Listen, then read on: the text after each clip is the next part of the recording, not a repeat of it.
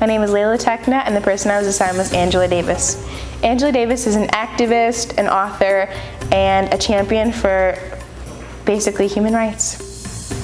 And a quote by her is, "If they come for me in the morning, then they will come for you in the night." And that quote inspired me to write a piece on genocide in the Dominican Republic. This island was first colonized in 1492 with the arrival of the Spanish. Almost immediately, Africans were shipped over in hordes and enslaved. Meanwhile, the indigenous Taino people, a prosperous nation, were robbed of their resources and massacred en masse. Years of backbreaking labor and deplorable conditions enforced the destruction of both the black and indigenous populations at the same time.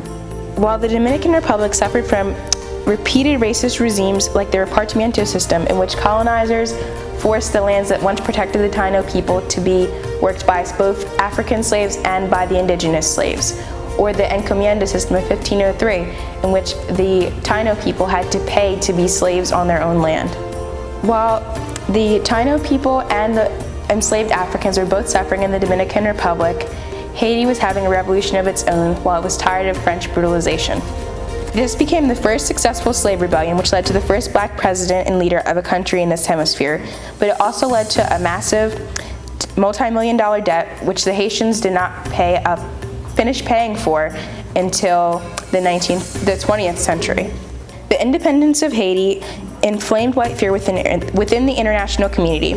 Europe and the United States refused to acknowledge the young, independent black nation, and the leaders within the Dominican Republic created a feud between themselves and Haiti.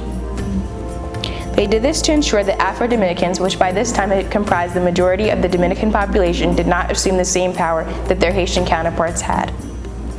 This movement against Haitian people, and by proxy black people, was dubbed anti-Haitianismo, and it's a violent combination of xenophobia and racism which still plagues this Dominican Republic to this day.